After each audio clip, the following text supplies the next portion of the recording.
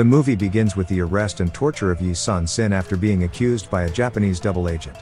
However, after the Japanese successfully conquered 2 crucial points in the country, including Chilkyaliang, King Shonjo pardoned Yi and restored his position as an admiral in the navy. Yi gathers 12 warships and camps near the Southern Sea, 20 kilometers from the Japanese's base. During a meeting to discuss the future battle, General Bei Sol, a survivor at Chilkyaliang, reminds Yi that the king orders the disbandment of Yi's fleet.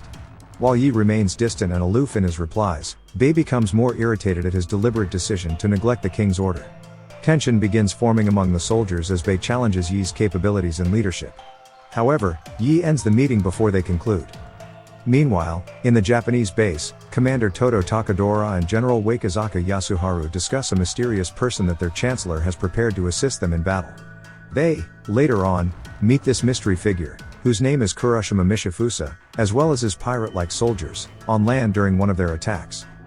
Back in the Korean base, Yi reads a letter from the king to disband his fleet. His pondering thoughts are disturbed when he starts coughing up blood. Later in the day, he gets informed about the Japanese's fast progress in invading the country. Agreeing with his men that they should start deciding on a move, he asks one of them, Im Jun-young, to send a message to Jinza, a secret spy in the Japanese navy. When Im leaves for the task, Yi marvels at the finalization of the figurehead for his turtle ship. Yi proudly looks at the massive warship he built, nearly close to completion. As Im readies a boat to travel to the Japanese base, a woman hands him a talisman for good luck. He thanks her and goes off. Inside Korea, one of Yi's men goes to the general and asks for reinforcements. When the general declines, the soldier begs him to reconsider, explaining their situation in the Southern Sea. Irritated, the general orders him to be taken away and locked up. At the same time, in the Japanese base, a meeting is held to discuss their strategy for battle. It is shortly interrupted when Kuroshima steps in to lay out his plan for resupplying troops and reaching the capital through a strait. Wakizaka, stunned at Kuroshima's audacity in taking control of the meeting, draws his sword but is cut short by one of the men in the discussion. After a moment of tension, Kuroshima reassures Commander Todo that he will kill Admiral Yi. Meanwhile, in Yi's house, his son, Yi Vu, suggests that he should use his failing health as an excuse to step down from his position and disband his fleet. Yi calmly declines, explaining that loyalty to the king as his duty must come first. Filled with resentment towards the king for almost killing his father during his time behind bars, Vu tells him it's a hopeless battle. Quietly, Yi dismisses the topic. The following day, a mysterious boat covered in rags arrives at Yi's base. Attached to the sail is Captain Bei Hong-suk's head, with a warning of decapitation from the Japanese. The soldiers get struck with more fear as they uncover the rags to reveal piles of leaders inside the boat. Later in the day, Wakizaka confronts Kuroshima about the prisoners he beheaded and sent to the Koreans. Kuroshima calmly tells him it would make up for a more exciting fight. Wakizaka starts warning him about Yi's grit and power in battle. At this, Kuroshima mocks Wakizaka's fear of Yi. With his pride hurt, Wakizaka draws his weapon and starts a sword fight. It quickly ends as Kuroshima rushes his blade against Wakizaka's throat, reminding him that he can end Yi. Later, during a meal with a man named Haru, Kuroshima talks about his beloved brother's death during the Joseon district's conquest. He explains that Yi's death, along with the conquering of Joseon, is necessary to avenge his brother. Early the following day, in Yi's base, a soldier is caught fleeing from his position. In front of all the other soldiers, he tells Yi that he lost hope when his comrades died in Chilkyaliang. He questions the futility of the incoming battle and rhetorically asks if his death should be in vain. With one swift motion, Yi quickly beheads him. A curtain of dread and shock falls over the wide-eyed soldiers as the admiral reminds them that they must remain firm and disciplined. After the gruesome display, the admiral, accompanied by General Bei and another man, goes out to see a narrow and treacherous passage in a strait nearby. They assume the Japanese will use it to invade the Southern Sea. The man points out that the most dangerous feature of the channel is the large whirlpool that forms from time to time and the eerie howl-like sound that the waves produce whenever the vortex appears. With a look of dread, he explains further that the sound can barely be heard during high tide, making the whirlpool somewhat hidden and more dangerous. Later, Yi shares with his son that he interprets the howl-like sounds of the waves to be the men who died in Chilkyaliang. Concerned, Vu asks him if the turtle ship is his only strategy. Yi clarifies that the real problem lies with his men's hopelessness in the incoming fight. He explains that the strict decapitation he showed earlier was necessary to instill fear in his men, which he hopes can turn into courage later on. Later in the night, Yi wakes up to 3 ghostly figures at his door. He becomes speechless when he recognizes the apparitions the men he's lost in battle. Caught up in guilt and sadness, Yi calls for them to come in, but they walk away. As he tries to go after them, Vu comes down just in time to warn his father about the hooded figures rushing towards him from behind. Yi gets stabbed in the shoulder but quickly fights back. Joining in the fight, Vu gets injured in the shoulder. When Yi pushes one of the figures against the wall, the room's doors open, revealing the turtle ship in the distance lit on fire. Caught in disbelief, Yi runs out to it, leaving his son. Luckily, a few men come to his rescue and unveil the hooded figures to reveal General Bei's men. Shocked and disgusted at the betrayal, the soldiers find General Bei on a boat on the distant shores. As Bei yells for the soldiers not to waste their lives on the incoming useless battle, one of the soldiers releases an arrow, killing Bei. Yi stares in horror back in camp as the fire destroys his beloved ship. His men stopped him before he could run into the fire. He cries in agony, seeing his only battle strategy going to ash. Eventually, news of Yi's tragic loss reaches Commander Toto. On that day, in the forest, Im Junyoung has trouble finding Jinza. He then gets caught saving a man getting chased by Japanese soldiers.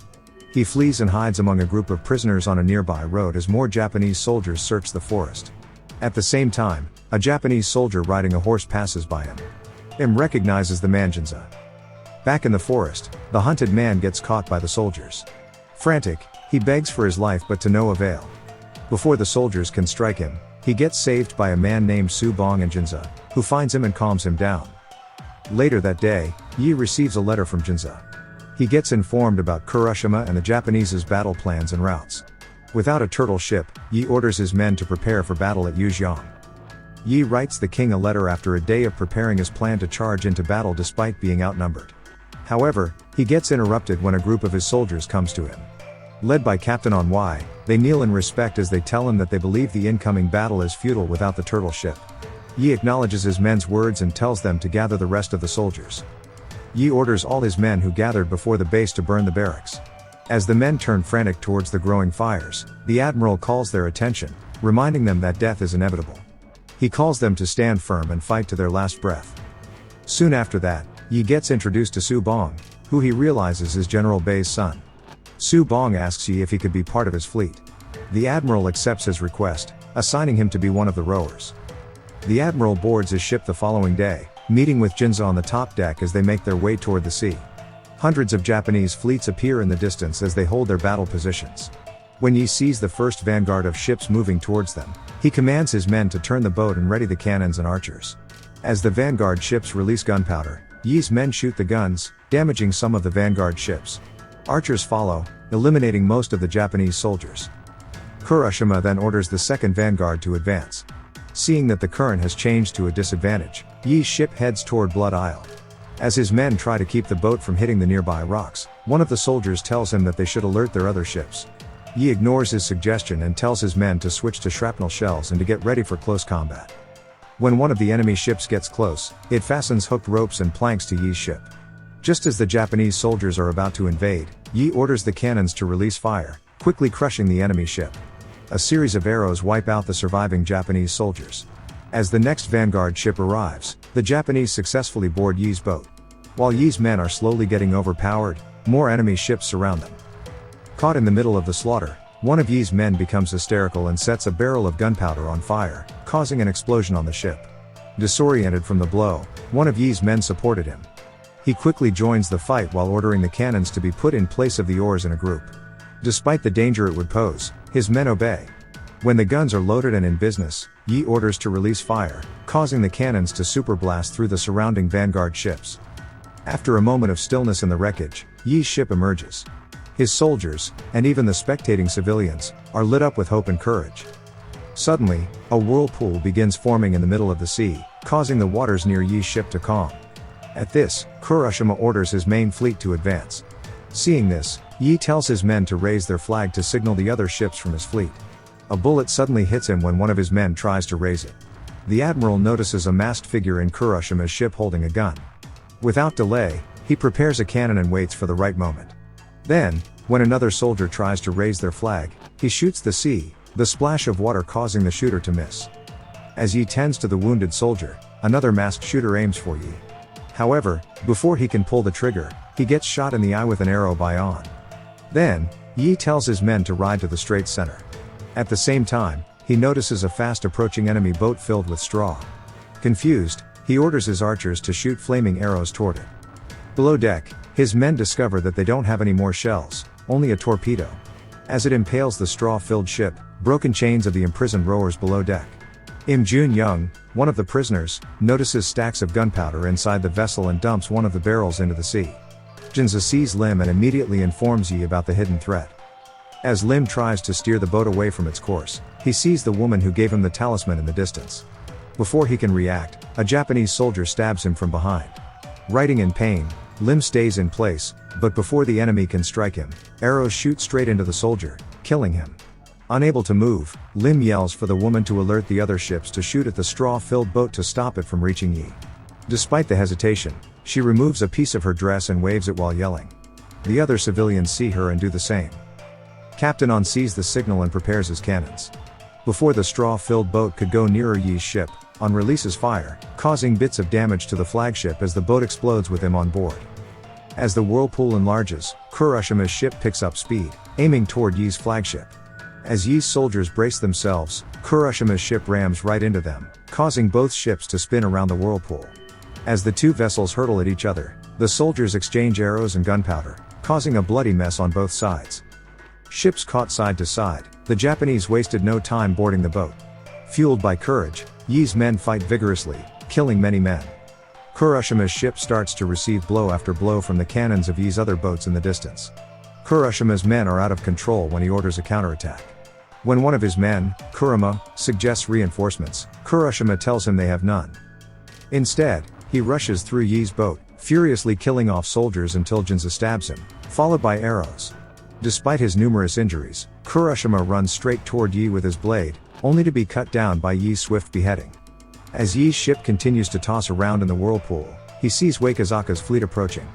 For a moment, all feels lost as his boat is trapped. Suddenly, a bunch of hooked ropes latches onto the ship's rails. Yi looks out to see civilians in boats working together to hoist their ships away from the watery vortex. In the distance, the rest of Yi's fleet begins riding the waves to assist them. As the current changes, Wakizaka becomes frantic, telling his men to speed up before Yi's ships can get into formation. Fortunately, Yi's ship manages to get rescued quickly and charges forward. With the current in their favor, Yi's ships barge straight into the enemy vessels, breaking Wakizaka's front lines. Then, Yi's ships release fire, crushing many of the enemy's ships as they continue moving forward. Hopeless and short-numbered, the enemy retreats. As Yi's ship turns around to return home, the soldiers and spectating civilians celebrate their victory. When they return to land, Vu asks Yi how the whirlpool formed with such impeccable timing. Yi tells him that it was nothing short of a miracle. Vu thinks about the truth in his father's words as they make their way to their new base. The movie ends with an opening to another one of their fights with the Japanese, using a new, large turtle ship to sail straight into battle. Thank you for watching. Subscribe for more videos like this to help the channel out. Have a nice day.